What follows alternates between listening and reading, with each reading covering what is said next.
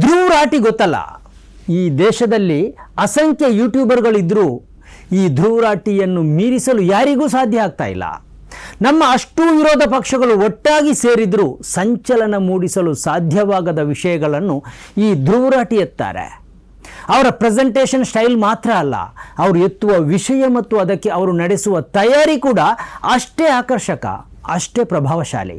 नमस्कार दोस्तों, 2 अप्रैल 2026 वेस्ट बंगाल का मालदा डिस्ट्रिक्ट इंडिया के सबसे बड़े पॉलिटिकल केस में जज पर ही बायस्ड होने का आरोप लग रहा है. ದಿನದ ಹಿಂದೆ ಅವರು ಮಾಡಿರುವ ವಿಡಿಯೋ ಭಾರಿ ಸಂಖ್ಯೆಯಲ್ಲಿ ವ್ಯೂಸ್ ಆಗಿದೆ. ಅದಕ್ಕೆ ಕಾರಣ ಅವರು ಎತ್ತಿಕೊಂಡ ವಿಷಯ ಮತ್ತು ಅದರ ಮೇಲೆ ಅವರು ಮಾಡಿರುವ ಆಳ ಅಧ್ಯಯನ. ಮೊನ್ನೆ ಒಂದು ಘಟನೆ ನಡೆಯಿತು. ದೆಹಲಿಯ ಅಬಕಾರಿ ನೀತಿ ಪ್ರಕರಣದ ವಿಚಾರಣೆ ನಡೆಸ್ತಾ ಇರುವ ನ್ಯಾಯಾಧೀಶೆ ಜಸ್ಟಿಸ್ ಸ್ವರ್ಣಕಾಂತ ಶರ್ಮಾ ಅವರ ಮುಂದೆ ದೆಹಲಿಯ ಮಾಜಿ ಮುಖ್ಯಮಂತ್ರಿ ಕೇಜ್ರಿವಾಲ್ ಅವರು ಒಂದು ವಿಚಿತ್ರ ಬೇಡಿಕೆ ಮುಂದಿಟ್ಟರು. ಮೇಡಮ್, ತಾವು ಈ ಪ್ರಕರಣದಿಂದ ಸ್ವತಃ ಹಿಂದೆ ಸರಿಬೇಕು ಎಂದು ಅವರು ವಿನಂತಿಸಿಕೊಂಡರು. ಹೈಕೋರ್ಟ್ ನಿಯಮಗಳ ಪ್ರಕಾರ ಆಪಾದಿತನೊಬ್ಬ ಹೀಗೆ ವಿನಂತಿಸಿಕೊಳ್ಳುವುದಕ್ಕೆ ಅವಕಾಶ ಇದೆ. ವಿಷಯ ಇಷ್ಟೇ. ಆದರೆ ಈ ವಿಷಯದ ಮೇಲೆ ಧ್ರುವ ರಾಟಿ ಅಧ್ಯಯನ ನಡೆಸಿ ಕೊಟ್ಟಿರುವ ಮಾಹಿತಿ ಮಾತ್ರ ದಂಗುಬಡಿಸುತ್ತೆ. ಕೇಜ್ರಿವಾಲ್ ಇಂಥದ್ದೊಂದು ಕೋರಿಕೆ ಮುಂದಿಡುವುದಕ್ಕೆ ಕಾರಣ ಏನು ಎಂಬುದನ್ನು ಅವರು ವಿವರವಾಗಿ ವಿವರಿಸಿದ್ದಾರೆ. ಅದನ್ನು ಕೇಳಿದರೆ ನಮ್ಮ ವ್ಯವಸ್ಥೆ ಎಷ್ಟು ಕೆಟ್ಟು ಹೋಗಿದೆ ಮತ್ತು ನಾವು ಎಂಥ ಪ್ರಜಾತಂತ್ರದಲ್ಲಿ ಬದುಕ್ತಾ ಇದ್ದೇವೆ ಅನ್ನುವ ಆತಂಕ ಎದುರಾಗುತ್ತೆ. It is an ideological body of BJP and RSS, उनका संगठन है. उनकी बॉडी में योर ऑनर 4 बार अटेंड करके आई थी. 26 दिसंबर को, 22 को, 17 मार्च 2023 को, 30 अगस्त 2024 को और 8 अगस्त 2025 को. Your honour has been attending the programmes of a particular ideology. तो एक मेरे मन में ये बायस ये पैदा होता है, there is a reasonable bias in the mind of this honourable court कि मैं उनकी आइडियोलॉजी फॉलो करती हूँ. आप फॉलो करती हैं? नहीं, आप कह रहे हो. नहीं, मैं ये नहीं कह रहा. मैं ये कह रहा हूँ you might be sympathetic because आप 4 बार गई हैं. You might be sympathetic to that ideology. ठीक कहने आप मतलब में आपने जो आर्गुमेंट किया मैं केवल वही लिखवाऊंगी. आपका आर्गुमेंट, मेरा आर्गुमेंट मैं बता देता हूँ. मेरा आर्गुमेंट क्या है? As I said, it has to be the mind of the litigant. आपके 4 बार जाने से मेरे माइंड के अंदर ये इंप्रेशन पैदा होता है कि उस पर्टिकुलर आइडियोलॉजी के प्रोग्राम में 4 बार जाने से, चूंकि मैं ऑपोजिट आइडियोलॉजी का हूं, will I get justice. Kejriwal ಹೀಗೆ ಕೇಳಿಕೊಳ್ಳುವುದಕ್ಕೆ 3 ಕಾರಣಗಳಿವೆ ಎಂದು ಧ್ರುವ ರಾಟಿ ಹೇಳಿದ್ದಾರೆ. 3 कारण है इसके पीछे. पहला, उन्होंने अखिल भारतीय अधिवक्ता परिषद के कम से कम 4 इवेंट्स में पार्टिसिपेट किया. ये आरएसएस से जुड़ी लॉयर्स बॉडी है. ವೀಕ್ಷಕರೇ, ಇದು ಎಡಿಟರ್ಸ್ ಪಿಕ್. 1. ಈ ನ್ಯಾಯಾಧೀಶೆ ಕನಿಷ್ಠ 4 ಬಾರಿ ಅಖಿಲ ಭಾರತೀಯ ಅಧಿವಕ್ತಾ ಪರಿಷತ್ತಿನ ಕಾರ್ಯಕ್ರಮಗಳಲ್ಲಿ ಭಾಗಿಯಾಗಿದ್ದಾರೆ. ಇದನ್ನು 1992ರಲ್ಲಿ RSS ಅಸ್ತಿತ್ವಕ್ಕೆ ತಂದಿತು. ವಕೀಲರಲ್ಲಿ ಭಾರತೀಯ ಮೌಲ್ಯಗಳನ್ನು, ನೈತಿಕ ನೆಲೆಗಟ್ಟನ್ನು ಎಚ್ಚರಿಸುವ ಉದ್ದೇಶದಿಂದ RSS ಇದನ್ನು ಸ್ಥಾಪಿಸಿದೆ. ಇದು ಆಗಾಗ ನ್ಯಾಯಾಧೀಶರ ಸಮ್ಮೇಳನವನ್ನು ನಡೆಸ್ತಾ ಇರುತ್ತೆ. ಇದರಲ್ಲಿ ಜಸ್ಟಿಸ್ ಸ್ವರ್ಣಕಾಂತ ಶರ್ಮಾ ಅವರು 4 ಬಾರಿ ಭಾಗಿಯಾಗಿದ್ದಾರೆ. 2. ಜಸ್ಟಿಸ್ ಶರ್ಮಾ ಅವರ ಟ್ರ್ಯಾಕ್ ರೆಕಾರ್ಡ್ ಹೀಗಿದೆ. ಕಳೆದ ಕೆಲವು ವರ್ಷಗಳಲ್ಲಿ ಅಬಕಾರಿ ನೀತಿಗೆ ಸಂಬಂಧಿಸಿ ಆಪ್ ನಾಯಕರ ಕನಿಷ್ಠ 5 ಪ್ರಕರಣಗಳು ಅವರ ಮುಂದೆ ಬಂದಿದೆ. ಈ ಎಲ್ಲದರಲ್ಲೂ ಅವರು ಆಪಾದಿತರಿಗೆ ಜಾಮೀನು ನಿರಾಕರಿಸಿದ್ದಾರೆ ಅಥವಾ ಆರೋಪಿಗಳ ವಿರುದ್ಧ ತೀರ್ಪು ನೀಡಿದ್ದಾರೆ. ಇವರು ಕೇಜ್ರಿವಾಲ್ಗೆ ಜಾಮೀನು ನಿರಾಕರಿಸಿದರು. AAP ಮುಖಂಡ ಸಂಜಯ್ ಸಿಂಗ್ ಅವರಿಗೂ ಜಾಮೀನು ನಿರಾಕರಿಸಿದರು. ಇದೇ ಪ್ರಕರಣದಲ್ಲಿ BRS ನಾಯಕಿ ಕೆ ಕವಿತಾ ಅವರಿಗೂ ಜಾಮೀನು ನಿರಾಕರಿಸಿದರು. ಆದರೆ ಬಿಜೆಪಿಯ ಮಾಜಿ ಕೇಂದ್ರ ಸಚಿವ ದಿಲೀಪ್ ರಾಯ್ ಅವರ ಕಲ್ಲಿದ್ದಲು ಬ್ಯಾಂಕ್ ಹಂಚಿಕೆ ಪ್ರಕರಣ ಬಂದಾಗ ಜಾಮೀನು ಮಾತ್ರ ಅಲ್ಲ, ಅವರ ಮೇಲಿನ ಶಿಕ್ಷೆಯನ್ನೇ ಅಮಾನತಿನಲ್ಲಿಟ್ಟಿದ್ರು. ಯಾಕಂದರೆ ದಿಲೀಪ್ ರಾಯ್ ಅವರು ಚುನಾವಣೆಯಲ್ಲಿ ಸ್ಪರ್ಧಿಸಲು ಬಯಸಿದ್ದರು ಎಂದು ಧ್ರುವ ರಾಟಿ ಹೇಳಿದ್ದಾರೆ. 3. ಮೂರನೆಯ ಕಾರಣವಂತೂ ಇದಕ್ಕಿಂತಲೂ ಗಂಭೀರವಾಗಿದೆ.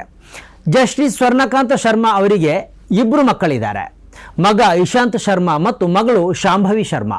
2 ವಕೀಲರಾಗಿದ್ದಾರೆ ಮತ್ತು 2ರನ್ನು ಕೇಂದ್ರ ಸರ್ಕಾರ ಎಂಪ್ಯಾನಲ್ಗೆ ಸೇರಿಸಿದೆ. ಈ ಎಂಪ್ಯಾನಲ್ ಏನು ಗೊತ್ತಾ? ಸರ್ಕಾರವು ನ್ಯಾಯಾಲಯಗಳಲ್ಲಿ ತನ್ನ ಪ್ರಕರಣಗಳನ್ನು ವಾದಿಸಲು ಖಾಸಗಿ ವಕೀಲರನ್ನು ಅಧಿಕೃತವಾಗಿ ಪ್ರತಿನಿಧಿಗಳಾಗಿ ನೇಮಿಸುವುದಿದೆ. ಇದನ್ನು ಪ್ಯಾನೆಲ್ ಕೌನ್ಸಿಲ್ ನೇಮಕಾತಿ ಎಂದು ಕರೆಯುತ್ತಾರೆ. ಇದು ಕೇವಲ ಒಂದು ಹುದ್ದೆ ಅಲ್ಲ. ಈ ಮೂಲಕ ಇಂಥ ಖಾಸಗಿ ವಕೀಲರಿಗೆ ಖ್ಯಾತಿ, ವೃತ್ತಿಪರ ಸ್ಥಾನಮಾನ ಮತ್ತು ಹಣ ದೊರೆಯುತ್ತೆ. ಅನೇಕ ಪ್ರತಿಭಾವಂತ ಹಿರಿಯ ವಕೀಲರು ವರ್ಷಗಳ ಕಾಲ ಪ್ರಯತ್ನಿಸಿದರೂ ಇಂತಹ ನೇಮಕಾತಿಯ ಭಾಗ್ಯ ಸಿಗುವುದಿಲ್ಲ. ಆದರೆ ಜಸ್ಟಿಸ್ ಶಾಂತಾ ಅವರ ಮಗ ಇಶಾಂತ್ ಶರ್ಮಾ ಅವರಿಗೆ ಸುಪ್ರೀಂ ಕೋರ್ಟ್ನ ಅತ್ಯುನ್ನತ ಗ್ರೂಪ್ ಎ ಪ್ಯಾನೆಲ್ನಲ್ಲಿ ಸ್ಥಾನ ಸಿಕ್ಕಿದೆ. ದೆಹಲಿ ಹೈಕೋರ್ಟ್ನ ಸೀನಿಯರ್ ಪ್ಯಾನೆಲ್ನಲ್ಲಿ ಅವರಿಗೆ ಸ್ಥಾನ ಸಿಕ್ಕಿದೆ. ದೆಹಲಿ ಅಭಿವೃದ್ಧಿ ಪ್ರಾಧಿಕಾರದ ಪ್ಯಾನೆಲ್ನಲ್ಲೂ ಅವರಿಗೆ ಸ್ಥಾನ ಸಿಕ್ಕಿದೆ. ದೆಹಲಿ ರಾಜ್ಯ ಕಾನೂನು ಸೇವಾ ಪ್ರಾಧಿಕಾರದ ಪ್ಯಾನೆಲ್ನಲ್ಲೂ ಅವರಿಗೆ ಸ್ಥಾನ ಸಿಕ್ಕಿದೆ. ಇನ್ನು ಅವರ ಮಗಳು ಶಾಂಭವಿ ಶರ್ಮಾ ಅವರಿಗೂ ಸುಪ್ರೀಂ ಕೋರ್ಟ್ನ ಗ್ರೂಪ್ ಸಿ ಪ್ಯಾನೆಲ್ನಲ್ಲಿ ಸ್ಥಾನ ಸಿಕ್ಕಿದೆ. ದೆಹಲಿ ಹೈಕೋರ್ಟ್ನಲ್ಲಿ ಅವರನ್ನು ಸರ್ಕಾರದ ವಕೀಲರನ್ನಾಗಿ ನೇಮಕ ಮಾಡಲಾಗಿದೆ. ವಿಶೇಷ ಏನಂದರೆ ಈ ಇಬ್ಬರು ಅಣ್ಣ ತಂಗಿಯರನ್ನು ಒಂದೇ ವರ್ಷದಲ್ಲಿ ಪ್ಯಾನೆಲ್ಗೆ ಸೇರಿಸಲಾಗಿದೆ. ಸೆಪ್ಟೆಂಬರ್ 2025ರಂದು ದೆಹಲಿ ಹೈಕೋರ್ಟ್ನಲ್ಲಿ ಮತ್ತು ನವೆಂಬರ್ 2025ರಲ್ಲಿ ಸುಪ್ರೀಂ ಕೋರ್ಟ್ನಲ್ಲಿ ಇಬ್ಬರನ್ನು ನೇಮಕ ಮಾಡಲಾಗಿದೆ. ಈ ಪ್ಯಾನೆಲ್ ವಕೀಲರನ್ನು ರಾಜಕೀಯ ಪಕ್ಷದ ಆಧಾರದ ಮೇಲೆ ನೇಮಿಸಲಾಗುತ್ತೆ ಎಂದು ಸುಪ್ರೀಂ ಕೋರ್ಟ್ನ ನ್ಯಾಯಮೂರ್ತಿ ಮನಮೋಹನ್ ಅವರು ಈ ಹಿಂದೆ ಸಾರ್ವಜನಿಕವಾಗಿ ಆರೋಪಿಸಿದರು.